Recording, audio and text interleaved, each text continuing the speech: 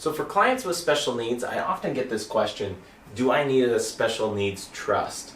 If you have a beneficiary, a child, or somebody like that that has special needs who's going to receive something from your estate, do you need a special needs trust, or is just a regular trust good enough? Now I want to back up because the short answer is depends.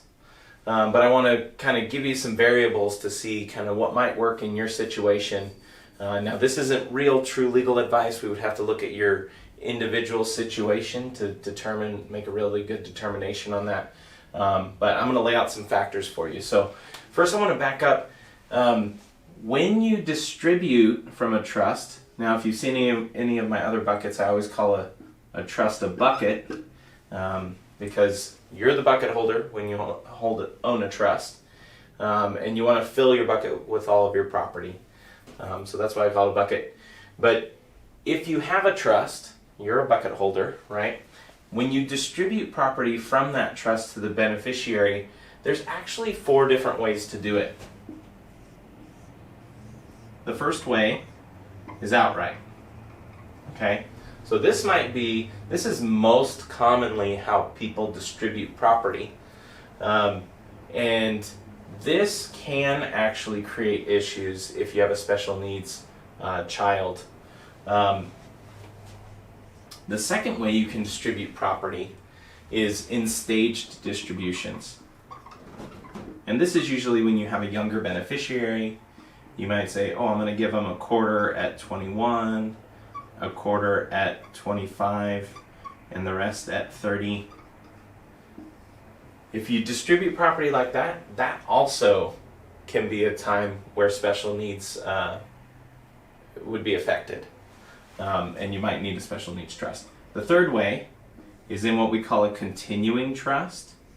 So maybe you never distribute to them individually, but you distribute in a continuing trust that doesn't have special needs trust provisions. And usually those trusts are ultimately controlled by the beneficiary. These trusts are usually set up to protect from things like bankruptcy and divorce, lawsuits, things like that. One of the things it doesn't protect against, though, are special needs. And so the fourth way to give property is in a special needs trust. Okay?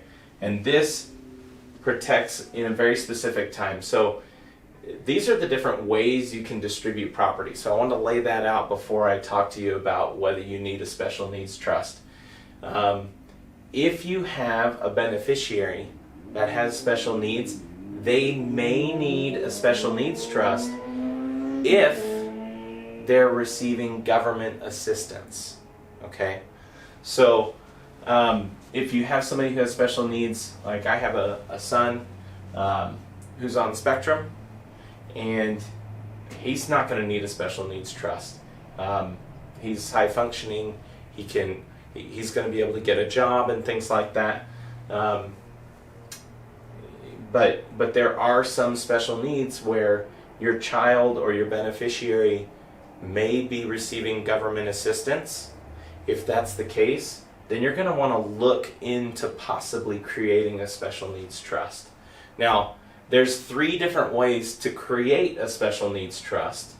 There's the easiest way. So if you have a trust already, you can actually add provisions to your trust that give the special needs trust option to the trustee.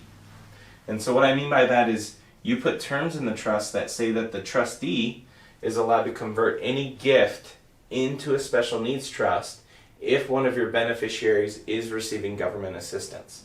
So usually the terms in that special needs trust aren't as exhaustive as a regular special needs trust, but so that's kind of the light option.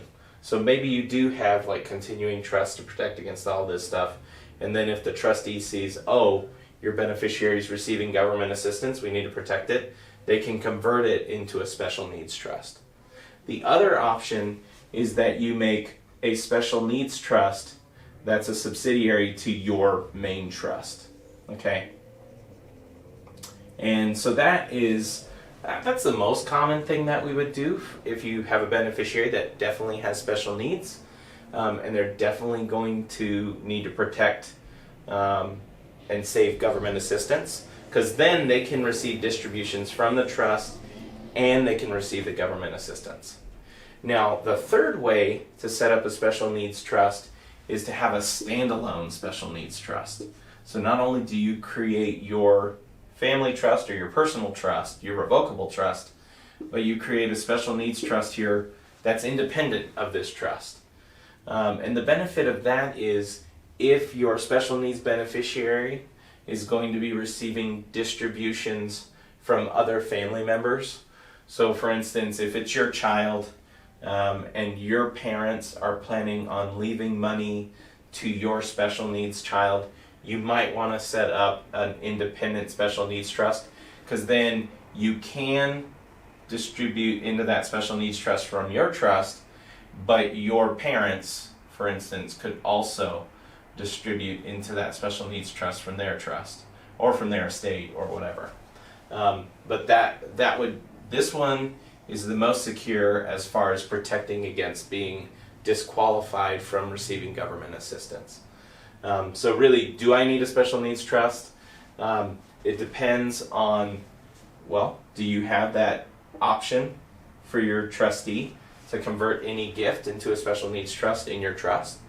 Or do you have a beneficiary or a child who's definitely going to be receiving government assistance? If that's the case, then you probably do want to look into a special needs trust. Thanks for watching.